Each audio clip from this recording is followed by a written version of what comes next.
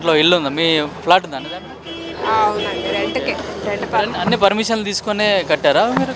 మాకైతే అవన్నీ తెలియదండి. మరి అది మేము అడిగినప్పుడైతే గవర్నమెంట్ ల్యాండ్ కాదు, మీకు ఏ ఇష్యూస్ రావని కూడా చెప్పారు. అందుకని చెప్పేసి 1 ఇయర్ అగ్రిమెంట్లు కూడా రాయించుకున్నారు. అన్నీ చేసాము, డిపాజిట్లు కట్టాము, అడ్వాన్సులు కట్టి వచ్చాము. ఒక 6 మంత్స్ 7 మంత్స్ అవుతుంది మేము వచ్చి. అంటే మీరు బిళ్ళ దగ్గర కొన్నారు మీ దగ్గర? నా దగ్గర కాదు, అన్నీ టూలెట్ పెట్టేశారు. అట్లా వచ్చి కాంటాక్ట్ అయ్యి వచ్చిన వాళ్ళే అందరూ కూడా. రెంట్ అన్నీ రెంట్ పర్పస్ అండి, ఓన్ ఏం లేవు. ఈ బిల్డింగ్ ఎవరిది? Own building? ఎవరిది ఈ బిల్డింగ్ అసలు? అది కాసి అలీం సార్ అని ఆయనది. అది అంటే మీకు ముందు ఇన్ఫర్మేషన్ ఇచ్చారా కనీసం ఇట్లా కూలగొడతామే? 45కి 6:30 to 6:45 మధ్యలో ఇంటిమేషన్ ఇచ్చారు, అంతే ఇచ్చారు. వెకేట్ చేయాలంటే మేము ఆల్రెడీ మీ ఓనర్కి ఇంటిమేషన్ ఇచ్చాము. వేరేందుకు మాకు చెప్పారో లేదో మాకు తెలియదు. ఇప్పుడు ఇవాళ అయితే పడగొట్టేది కూల్చేస్తాము, వెకేట్ చేయాల్సిందే అని పట్టుబట్టారు. డోర్లు తీపోతే డోర్లు కొట్టారు, ఇది చేశారు. వెకేట్ చేయాల్సి వచ్చింది, చేసాము. అందరూ ఒకసారి గట్టిగా వద్దు అనుకొని ఉన్నా కానీ వాళ్ళు ఉండనివ్వట్లేదు లోపల. అది పరిస్థితి. ఒకవేళ ఉంటే ఇట్లాగే చేసేటోళ్ళేమో, అందరూ ఉండాల్సింది.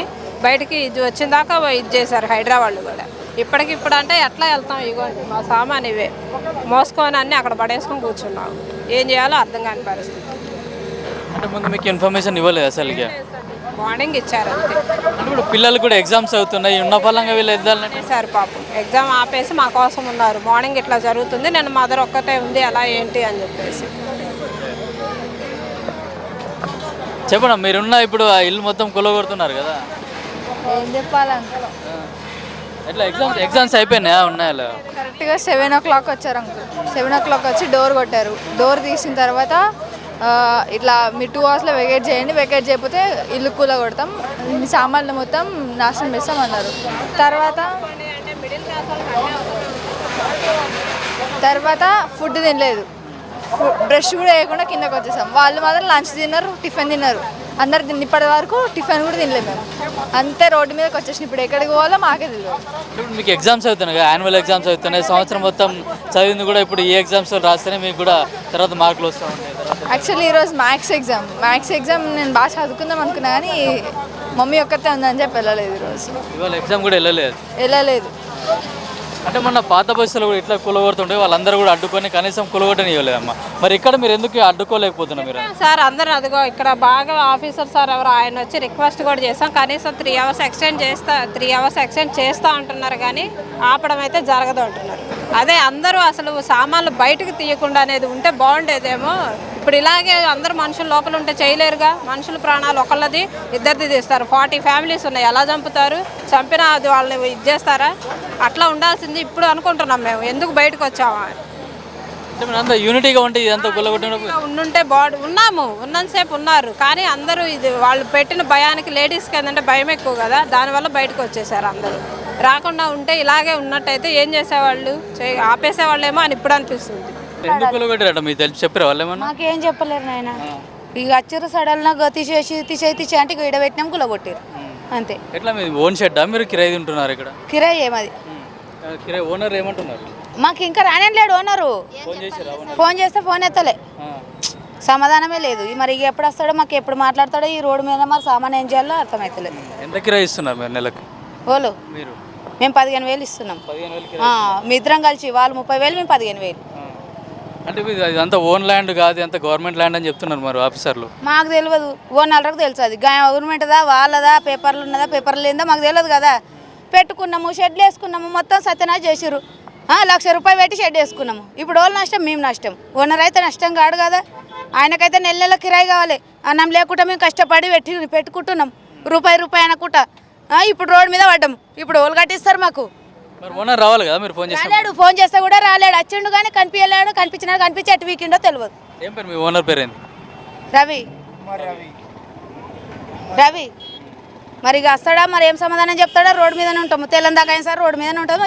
ఈయన ధర్నా చేస్తాం, మరి ఏం చేస్తాడా? అంటే మీకు ఓన్ ల్యాండ్ ఆయన ఏమన్నా డాక్యుమెంట్లు ఏమైనా చూపించినా మీకు? తీసుకుంటే చూపించలేడు. మాకు ఇన్ని రోజుల వరకు కూడా ఏం చూపించలేడు. మాకు కనీసం పొద్దున్న తినిపోయిండు. కనీసం ఆంటీ గుల్లగొడతారని చెప్పుంటే కూడా మాకు ఇన్ఫర్మేషన్ ఇస్తే కూడా మేము సంతోషపడుతుంటాం కదా. మా సామాన్ మేము తీసి పెట్టుకుంటుంటాం కదా. ఇంతవరకు ఎందుకు తెచ్చుకుంటుంటాం? 1,00,000 రూపాయలు 2 లక్షలు పెట్టి వేసుకున్నాం షెడ్డు. అదేమన్నా గుడిసేనా గుల్లగొట్టడానికి? మొత్తం పనికి రాకుండా చేసిర్రు.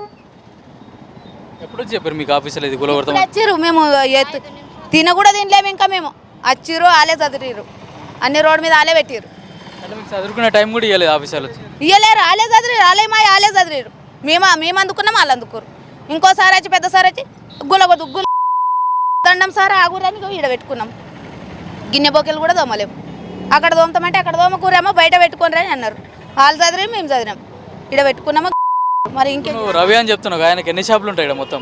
తెలియదు నాకు మా షాపు వరకే నాకు తెలుసు ఇక ఆయనకి ఎన్ని ఉంటాయో నాకు తెలియదు లేదు సార్ పొద్దున వచ్చిర్రు ఈయనే టిఫిన్ చేసిర్రు అంటే మాది 1 టైం లంచు పొద్దున 1 టైం లంచు మధ్యాహ్నం నుంచి ఈ టైం వరకు 4:30 వరకు మేము ఉంటాం. మరి పొద్దున కూడా వాళ్ళు ఏమనలేరు ఒక బస్సు ఈయన ఆగింది టిఫిన్ చేసిర్రు వాళ్ళు వేరే వాళ్ళు 30,000 కిరాయి ఇస్తారు మేము 15,000 ఇస్తాం 45,000 కిరాయి ఓనర్కు. మరి ఆయన పేరు కుమ్మర్ రవి ఆయన కొంచెం ఇన్ఫర్మేషన్ కూడా ఇవ్వలేడు ఎందుకంటే అప్పటికే ఐలాపూర్లో హైడ్రా జరుగుతుంది కదా ఇక్కడికి ఎందుకు వస్తారని మేము అనుకున్నాం ఐలాపూర్ పోయి కృష్ణారెడ్డిపేటలో జరిగిన తర్వాత కూడా మేము అంత ఇక్కడి వరకు వస్తారని మేము కూడా ఊహించుకోలేము అన్నట్టు ఎందుకంటే మన దగ్గరనే టిఫిన్ చేసిపోయారు కదా ఈయనే ఉన్నారు. ఇప్పుడు రవిది ఓన్ ల్యాండ్ అని ఎట్లా తెలుసు మీకు? ఓన్ ల్యాండ్ అని కాదు ఆయనది కూడా కోర్టులో కేసు ఉందంట వాళ్ళకు ఏది మన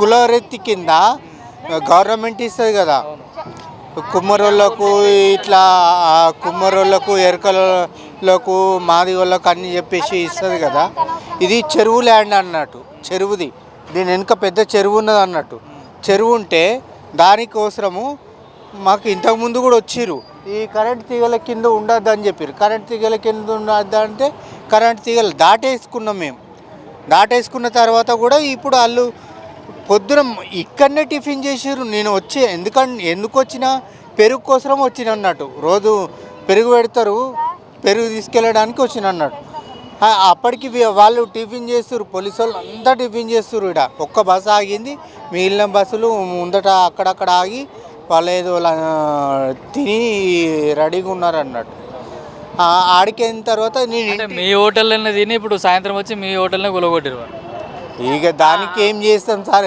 మనది అనకూడదు నీది అనకూడదు నాది అనకూడదు మన దగ్గర తిని మనకే ఇది చేసిరు అన్నట్టు కొంచెం ఇన్ఫర్మేషన్ అమ్మ ఇట్లా అని చెప్తే మేము ఈరోజు పెట్టుకోకుంటే బ్రేకులన్నీ అన్నీ ఇప్పి ఎవరితోటన్నా ఇప్పుడు ఎట్లయినా వేయించినాం కదా వానికే ఇన్ని పైసలు ఇచ్చి తీపిచ్చి పక్కకు పెట్టుకుంటుంటే ఎందుకు అంత నేను ఆడికైనా అడిగినా వేరే అయినాను ఎస్ఐని అడిగినా మా దగ్గర ఎస్ఐకి వాటర్ బాటిల్ తెచ్చిస్తే అది తమ్ముడు అన్నాడు తాగండి సార్ అంటే తాగిండు తర్వాత ఏమన్నాడు అంటే ఏమన్నా ఇక్కడ దాకా వస్తుందా మాది రోడ్డుకుందో ఇట్లా అన్నంది 12 గంటలకు పెడతాం సార్ అని అడిగితే ఆయన ఏమన్నాడు అక్కడ దాకా ఏం రాదు అది కృష్ణారెడ్డిపేట దాని మీద ఉన్నది అక్కడనే పంచాయతీ కింద పంచాయతీ ఇప్పుడు పంచాయతీ పోయి మున్సిపల్ అయింది కదా అక్కడనే వెళ్ళిపోతుంది ఇక్కడ దాకా రాదు అన్నాడు. అయితే మేము ఆ ఉద్దేశంతో మేము గమ్మునూక్కున్నాం లేకపోతే ముందే హుషారయ్యి అండిన అన్నం కూడా పోతుండేనేమో కానీ దీనికంటే షెడ్ వేసిన దానికంటే ఎక్కువ కాదు సార్ అన్నం ఇట్లా రోడ్డు మీద పెట్టి అయినా అమ్ముకుంటుంటే షెడ్ వేసిన దానికంటే ఎక్కువ కాదు ఆయన కూడా అట్లనే ఇచ్చిండు. ఫ్యామిలీ పరంగా కూడా అడిగితే ఇక్కడ దాకా రాదు అక్కడనే వెళ్ళిపోతుంది అని చెప్పిండు ఆయన.